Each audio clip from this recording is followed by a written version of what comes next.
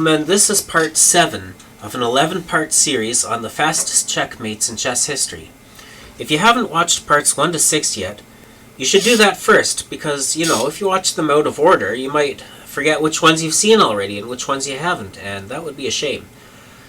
Game 60 is Wiede versus Alphonse Goetz, Strasbourg, 1880. Okay, so this is in the King's Gambit. It's going to be a King's Gambit accepted this time. E kills f4 is the second move of black. And then we have b3, which is the Orsini Gambit. And then queen h4 check. g3. That's a mistake. Black is totally winning now. And then black goes f kills g3, which is winning, and then white goes h3, which is actually going to lose in 3 moves. And so, yeah, black has mate in 3 by playing g2 check. Okay, and then king e2 is forced, queen kills e4 check, king f2 is forced, and then g kills h1, kills the rook and promotes to a knight, of all things, and that's checkmate. The losing player here was adjusting his pawns because they were off-center. But he neglected to say je double because he doesn't speak French. I think saying I adjust in any language would be sufficient. His opponent, being a stickler for the touch move rule, forced him to move the adjusted pawns and thus got an easy win. Goetz even forced the touch move rule retroactively, saying you touched that pawn on your last turn, therefore you must move it now. Which you're actually not allowed to do, by the way. Wiede challenged the promotion to knight on the grounds that there wasn't a third black knight available to be placed on the board. This challenge was unsuccessful, of course. You can promote all your pawns to knights and have 10 knights on the board if you want, and if your opponent lets you. I've never actually seen that happen. Interestingly, the engine didn't even see the win until it got to depth 16. Normally it would see a forced mate in 3 at depth 5, but initially overlooked the promotion to knight, as such a move is seldom the correct move. I just want to suggest that you should never enforce the touch move rule, especially retroactively, against an absolute beginner. It will just make them hate chess, and they will quit the game altogether, which is what happened here, unfortunately. Game 61 is Pirc versus Alexander Wagner, or Wagner, I'm not sure which is the correct pronunciation, I've heard it both ways. Stanislavov, Russian Empire, 1902. So white's third move is bishop c4, and then we have queen h4 check, which is the classical defense. King f1, bishop c5, which is the Greco variation. Knight f3, which is a mistake. Queen f2 mate. Yeah, that queen is just smashing that king to bits there. The next game is game 62, Carta versus Cassano, Italy, 1980. Another King's Gambit accepted. Okay, and then white plays knight f3, which is the King's Knight's Gambit. Then we have bishop e7, which is the Cunningham Gambit. And then bishop c4, bishop h4 check,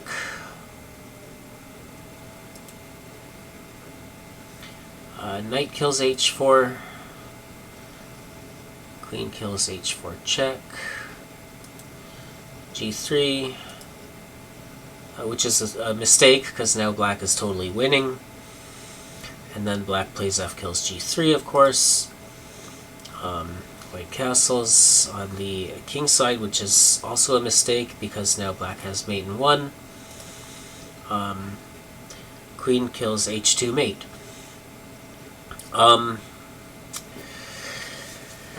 The point of castling is to get your king out of danger, but when your opponent's attacking you on the king side of the board and you castle king side, you're basically castling into danger instead of out of it, so that's a bad way to castle. The next game is game 63, H. Christiansen versus O. Hansen, correspondence Denmark 1968. And black does not accept the king's gambit. Instead, we get knight c6, which is the queen's knight defense. And then white plays bishop c4. And then we have e kills f4, which is transposes to the Morian defense in the king's bishop's gambit. And then we have knight c3.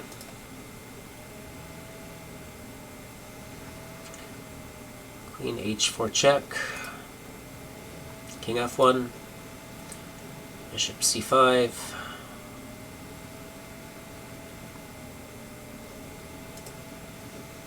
And then comes the mistake, knight f3, which is, oh, there we go, black mates in 1 with queen f2 mate. So it's a similar mate to what we saw earlier with BR versus Wagner or Wagner.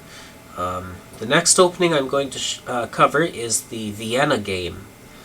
I'm just going to show you one game with this opening, and that's game 64, D. Ahern versus C. Boomhower, correspondence 1982. The Vienna game. Okay, so white's second move is knight c3, and then we have knight c6, which is the Max Lange defense. It's not pronounced Lange, it doesn't rhyme with range, it's Lange because I think it's a Dutch name or something. White plays bishop c4, and then we get bishop c5.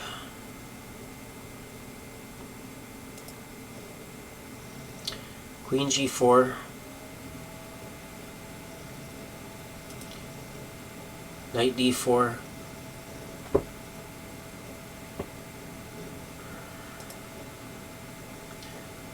Queen kills g7.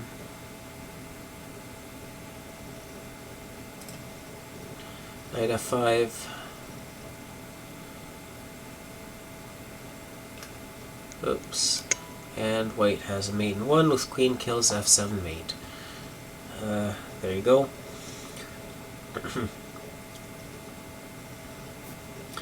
The next opening I want to cover is Alekhine's opening.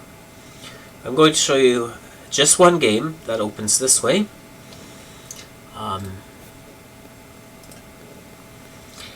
So after e4, e5, white's second move is knight e2. And this game is actually game 65, E.A. Lutze versus Reinhold Begas, Germany, 1893. Black's second move is queen h4. And then we have knight bc3. Knight c6. g3. Queen g5.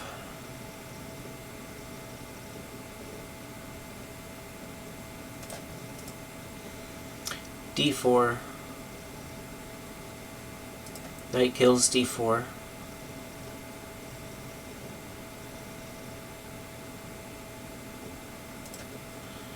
Bishop kills g5.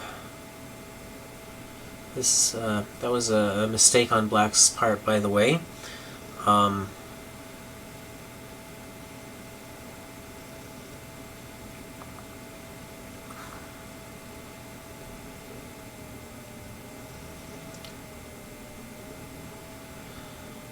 Let's see. So, okay, black just did knight kills d4, and white should do knight kills d4 here, but instead we get bishop kills g5, which is death, because now black has knight f3 mate. Lutze actually resigned this game before Begas was able to deliver the fatal blow. But it didn't matter. You know, they say no one ever won by resigning, but he made a bad move. He knew he was going to lose, so he gave it up. Because he knew in his heart that he didn't deserve to win that game. The next opening I want to cover is the King's Knights opening, to which there are 60 ECO codes dedicated. I'm going to show you 11 games that open with the King's Knights opening, of which white wins 9 and black wins 2. So we have game 66, which is 9-year-old future world champion Magnus Carlsen versus Kent Knudsen, Norwegian Youth Championship, Group E Round 1, Porsgrunn, Norway, November 24, 2000. So we have e4, e5, knight f3, that's the King's Knights opening, a5, that's an unusual defense. White plays knight kills e5, okay, yeah, Magnus is totally winning here. Black plays bishop c5, another mistake, which of course Magnus is happy to take advantage of. He plays d4, black plays bishop kills d4.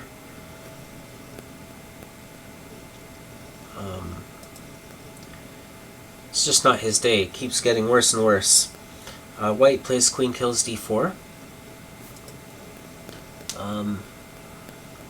Black plays c5. More mistakes. Almost every single move made by the black player here is a mistake.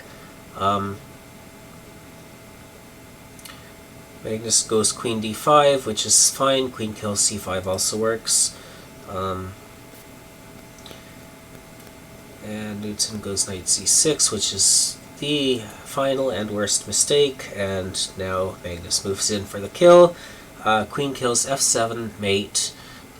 He can't take the queen because it's guarded by the knight. And yeah, Magnus Carlsen, when he was 9 years old, probably played chess better than I've played at any point in my life, and I'm 44. That's the way it goes. And that's why I'm not the world champion, and he is. Game 67 is P.R. Hindley versus William Ramsey, correspondence 1963. So now change black's second move to d5, and that's called the elephant counter gambit. And then white goes knight kills e5. Then we have bishop d6.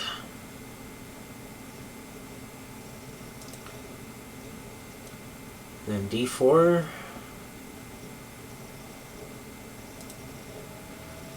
f6.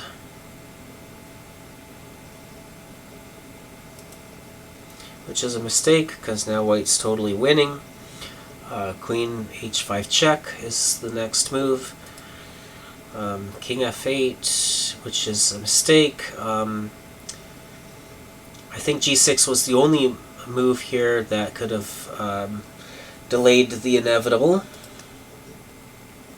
So we have queen f7 mate. And now we move on to game 68, which is Kermer Sire de la Galle versus St. Brie, Paris 1750. Change black's second move to d6. Went for d6, which is Philidor's defense. And And then we have bishop c4, bishop g4, knight c3,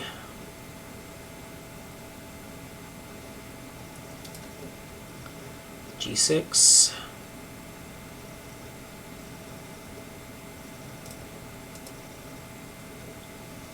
knight kills e5,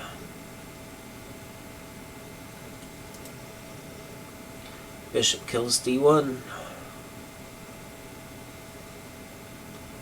and that's a mistake because white has a mate in 2. So yeah, white sacrificed a queen and was able to win the game. Now bishop kills f7 check, king e7 is forced, and white wins with knight d5 mate. This game was played a long time ago, 1750, and similar mating patterns have been seen since then. They even have a name for it. They call it Legalis mate, after this guy. This game was actually played at rook odds, so let's see it again from the starting position without the rook on a1. Here we go. So now black is winning, but only by virtue of the fact that white's playing without his rook, because he's confident that he can win even without his rook. Yeah, it's pretty common to play at odds against weaker players. I'll tell you more about this in a few minutes. It's interesting to note that most chess players agree that when giving rook odds, the player giving the odds may still castle with his phantom rook, as castling is considered to be a king move. And when giving rook odds, one doesn't necessarily also give up the right to castle with the missing rook. However, I have never seen this scenario arise in actual play. Yeah, let's just play through those moves again. So we got e4,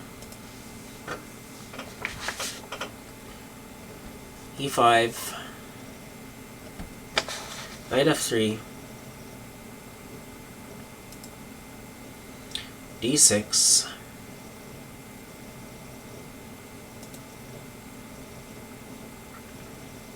bishop c4, bishop g4,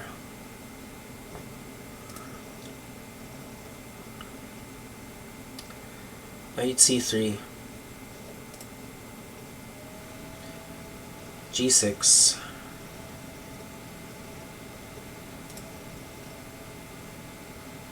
knight kills e5,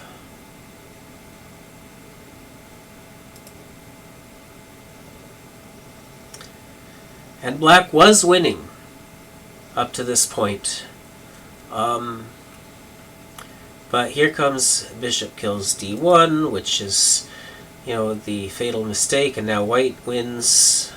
Bishop kills f7 check, king e7 is forced, and knight d5 is mate. So yeah, he's got 2 knights and a bishop all working together to get that king checkmated. Now let's look at game 69. Anonymous versus Cornelissen, Eindhoven, the Netherlands, 1974. So we got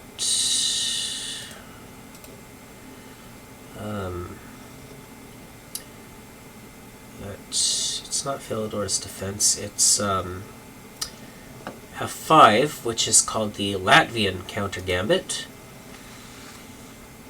And then we have d4, which is the Mason counter gambit. F kills e4. Okay. Knight kills e5. d6.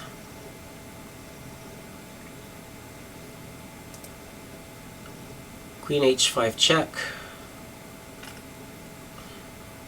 Oh, yeah. White's totally winning here, and black makes the situation worse by playing king e7, and then we have queen f7 mate. And thus concludes Part 7 of this 11-part series. Please watch Part 8 next. The link is in the description.